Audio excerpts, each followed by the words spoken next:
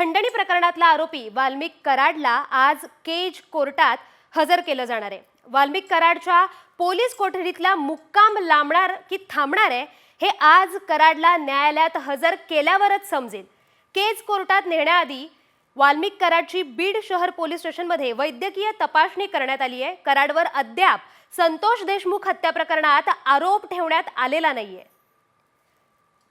तर आज कराडला केज कोर्टात हजर करण्यात येणार आहे आणि तेव्हाच कराडच्या कोठडीत वाढ होणार आहे की त्याची कोठडी रद्द होणार आहे हे कळेल।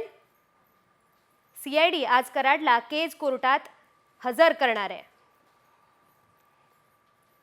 खंडणी प्रकरणातला आरोपी वाल्मिक कराडला आज केज कोर्टात हजर केलं जाणार आहे। वाल्मिक कराडच्या पोलीस कोठडीतला मुक्काम लांबणार की थांबणार आहे हे आज कराडला न्यायालयात हजर केल्यावरच समजेल। केज कोर्टात नेण्याआधी वाल्मिक कराडची बीड शहर पोलीस स्टेशनमध्ये वैद्यकीय तपासणी करण्यात आली आहे। कराडवर अद्याप संतोष देशमुख हत्या प्रकरणात आरोप ठेवण्यात आलेला नाहीये। तर आज कराडला केज कोर्टात हजर करण्यात येणार आहे आणि तेव्हाच कराडच्या कोठडीत वाढ होणार आहे की त्याची कोठडी रद्द होणार आहे हे कळेल। सीआयडी आज कराडला केज कोर्टात हजर करणार आहे।